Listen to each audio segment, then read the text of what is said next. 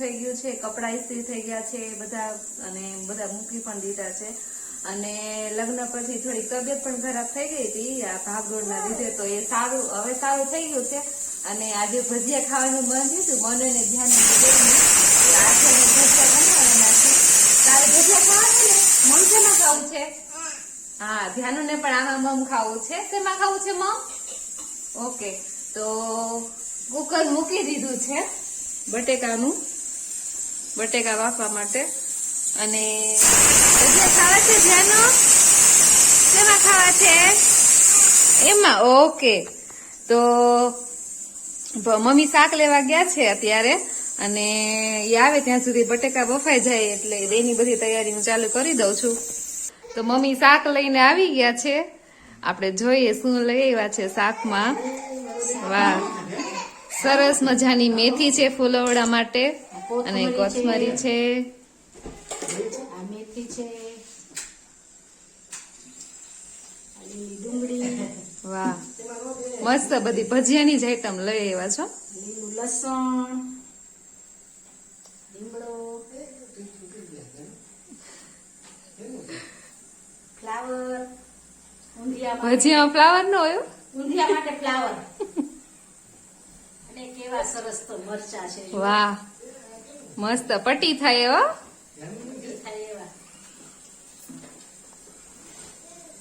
જો કે શિયાળો હવે જતો રહ્યો છે એટલે એવું બધું શાક ન આવે, પણ છતાંય મસ્ત મમ્મી ભાજી મસ્ત લઈ એવા છે. અને હવે ભજીયા ખાવા છે તો આ બધું સુધારવું તો પડશે, તો એનું પ્રોસેસ ચાલુ કરી દઈએ. બટેકા પણ ઓલમોસ્ટ બફાવા જ આવ્યા છે.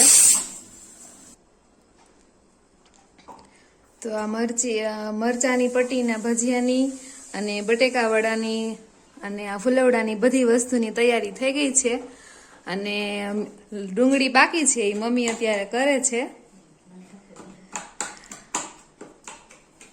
અને ડુંગળી લસણની તો એટલી મસ્ત સુગંધ આવે છે કે ભજીયા ખાવાની ઈચ્છા ના હોય તો પણ થઈ જ જાય ખાવાનું મન. અને હવે હું બનાવવાની છું બટેકા વડાની ગોળી.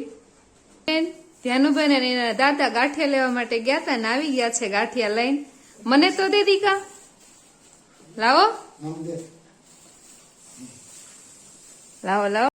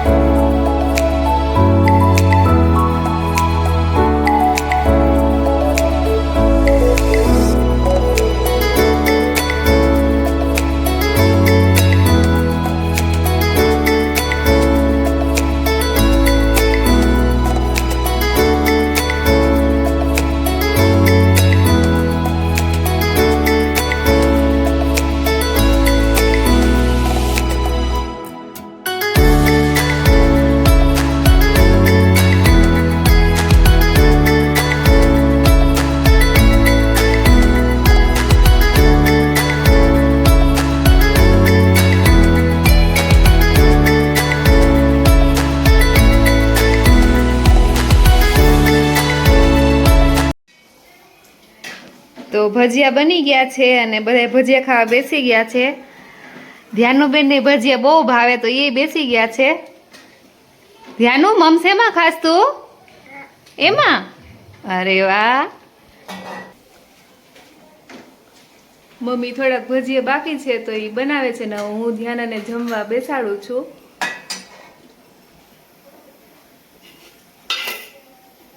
તો ચેનલને લાઈક કરજો, શેર કરજો અને સબસ્ક્રાઈબ કરજો. ફરી મળીએ નવા વિડીયો સાથે.